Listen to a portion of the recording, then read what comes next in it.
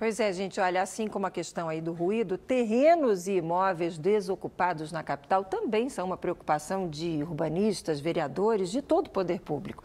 O plano diretor aprovado no ano passado reservou aí áreas e recursos para habitação de interesse social, por exemplo.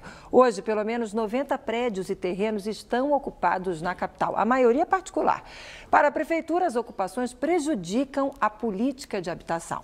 Para falar mais sobre o assunto, a gente está recebendo hoje aqui a Paula Santoro. Ela é professora da Faculdade de Arquitetura e Urbanismo da USP e participou dos debates aí, né, Paula, sobre o direito à moradia durante a elaboração do plano diretor. Boa tarde, obrigada por ter aceitado o nosso convite. Boa tarde, Márcia, obrigada. Eu que agradeço. Hoje, 90 prédios e terrenos ocupados. A prefeitura diz que isso prejudica a política de habitação. Como é que você vê essa situação?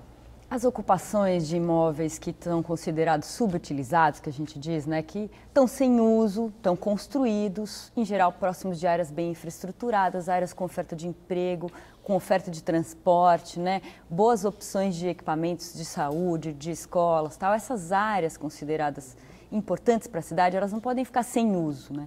E as ocupações, elas sinalizam que essas áreas estão sem uso e que deviam ter uma destinação, né, que é a destinação para a promoção de habitação de interesse social para quem precisa, né, que é o nosso déficit. E muitas vezes elas estão sem uso, segundo os movimentos de moradia, aí, por uma questão de especulação imobiliária, né? Quer dizer, visando lucro em detrimento de colocar quem precisa num local para morar, num espaço para a família, né? Tem isso também, né? Pois é, por isso o plano diretor, inclusive, marcou algumas dessas áreas consideradas subutilizadas, não utilizadas ou até não edificadas em alguns casos, como áreas pelas quais a gente colocaria instrumentos para pressionar para que o proprietário dê um uso, né, e coloque esse imóvel no mercado, uma forma de combater a especulação imobiliária. E isso está acontecendo? Vai acontecer? A questão da lei de zoneamento tem a ver com esse fim?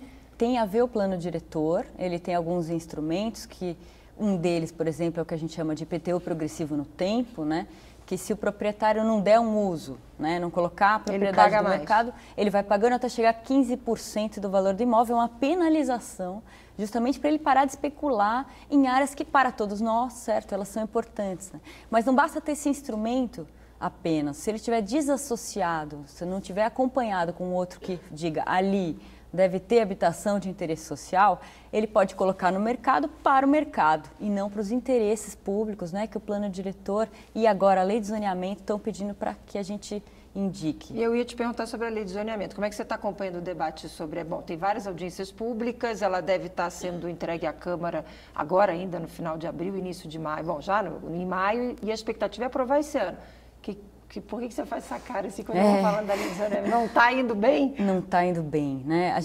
Os urbanistas, eu estou falando muito dos professores da Faculdade de Arquitetura e Urbanismo, da qual eu faço parte, a gente tem criticado muito esse zoneamento, porque ele possui, na verdade, 3 zoneamentos em um. Um é o controle de desocupação do solo, que diz que uso e com que forma, parâmetros de ocupação, recuo, gabarito, altura do prédio, a gente vai ocupar os nossos terrenos. Ele tem uma segunda camada aí, que é a cota ambiental, que também diz algumas características que cada lote tem que ter para prevenir e cuidar aí do meio ambiente. E ainda tem o controle por incomodidades, que é esse controle de ruídos, né, que a gente acabou de ver na abertura do jornal e que a gente nunca controla, porque como a gente acaba de ver, só as nossas ruas já são mais altas do que a gente poderia receber. Então a gente tem aí 3 camadas cuja gestão, né, desse controle urbano, da fiscalização desses parâmetros, é bem complexa. Então, a nossa luta é para que isso se simplifique, né? Agora já foi para a Câmara de Vereadores, a gente ficou tentando aí melhorar e criticar essa complexidade da lei. Vamos ver se a gente consegue reverter essa situação. Vamos colocar na tela, por favor, o endereço do blog que a Paula escreve, participa, bota assuntos polêmicos em discussão. Por favor, anotem aí, quem quiser continuar, você pode discutir até com vocês através do blog, das conversas internas ali. Por favor. É até importante ouvir a população, né?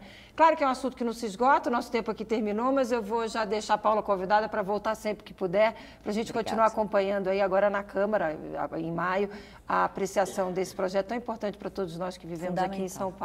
Obrigada pela participação, até uma próxima oportunidade. Uma boa tarde para você. Obrigada, Márcia. Boa tarde.